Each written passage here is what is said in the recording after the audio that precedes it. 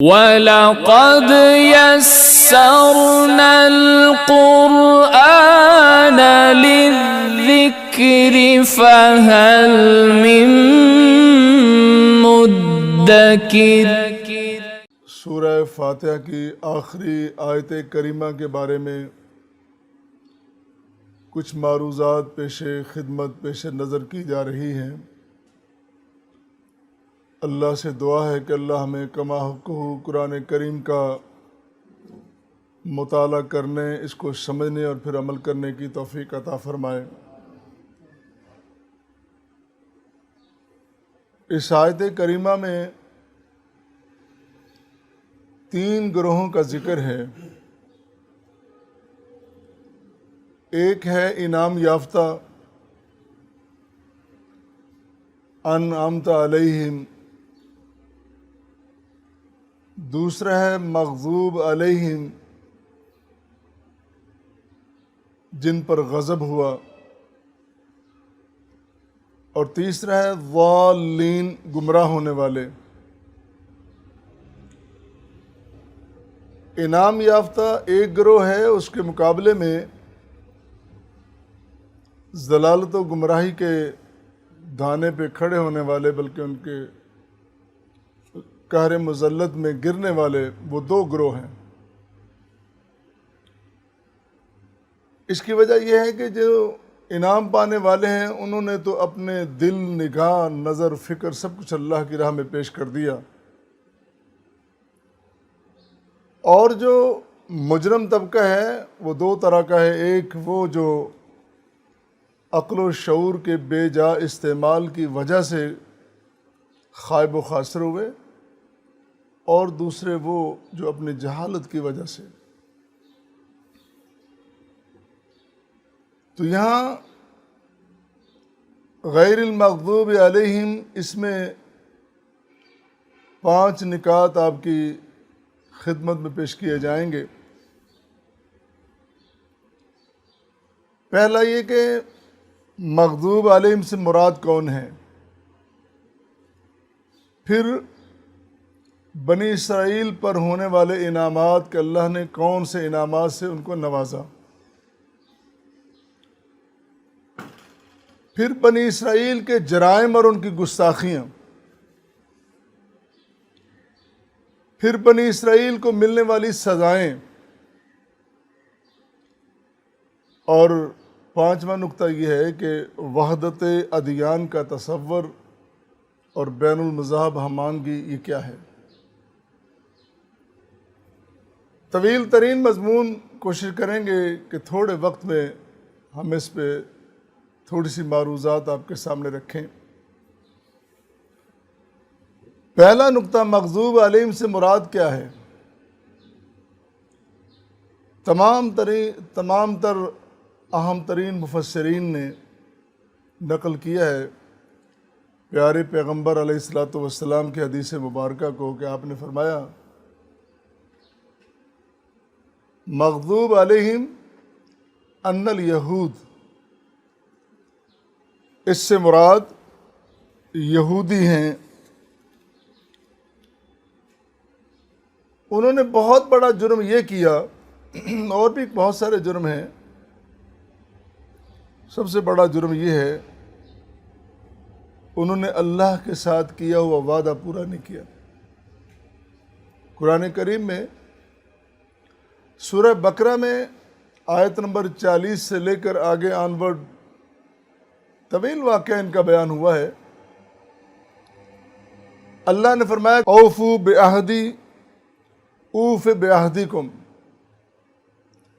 تم میرا وعدہ پورا کرو، میں تمہارا وعدہ پورا کروں گا۔ تم نے وعدہ کیا تھا، تم نے اپنی کتاب میں پڑھ رکھا ہے کہ میرا آخری پیغمبر جناب محمد مصطفیٰ صلی اللہ علیہ وسلم تشریف لائیں گے اور ان پر ایمان لانا ہوگا، اور تم اپنا وعدہ پورا نہیں کر رہے۔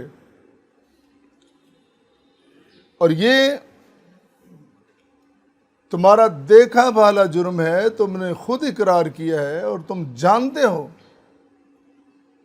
اس پیغمبر کو، تم اس طرح جانتے ہو یعرفونہ کما یعرفون ابناءہم، جس طرح تمہیں اپنی اولاد کے بارے میں پتہ ہے کہ یہ ہماری اپنی اولاد ہے، اسی طرح تمہیں یقین اور تیقن کے ساتھ اس بات کا علم ہے کہ پیغمبر خاتم النبی، پیغمبر آخر الزمان جناب محمد کریم صلی اللہ علیہ وسلم تشریف لا چکے ہیں اور اوپر ایمان لانا ہے۔ اور تم جانتے بوجھتے ان فریقا منہم لیکتمون الحق وہم یعلمون، جانتے بوجھتے تم حق کو چھپا رہے ہو، بہت بڑا جرم ہے۔ اور بھی بہت ساری باتیں ہیں، اور تم وہ ہو کہ جن پر اللہ کا غضب نازل ہو چکا ہے، اور تم غضب اللہ ولعنہ، اللہ کا غضب بھی آیا اور اس کی لعنت بھی۔ مفسرین نے ایک حدیث مبارکہ نقل کی ہے جو طویل ہے، اس کا آخری حصہ۔ عدی بن حاتم معروف صحابی ہیں، پہلے معروف آدمی تھے، عام اسلام نہ آنے سے پہلے بھی ان کا ایک بڑا معاشرے میں ایک نام تھا، نامور لوگ تھے، حاتم کے بیٹے عدی۔ وہ جب مدینہ منورہ میں حاضر ہوتے ہیں اپنی پھوپھو کے کہنے پر کہ چلے جائیں آپ کو امان ملے گی، تو جب حاضر ہوئے تو پیارے پیغمبر علیہ الصلوۃ والسلام نے فرمایا ابھی مسلمان نہیں ہوئے، فرمایا یا عدی بن حاتم، کس بات نے تمہیں فرار کر رکھا ہے، دور کر رکھا ہے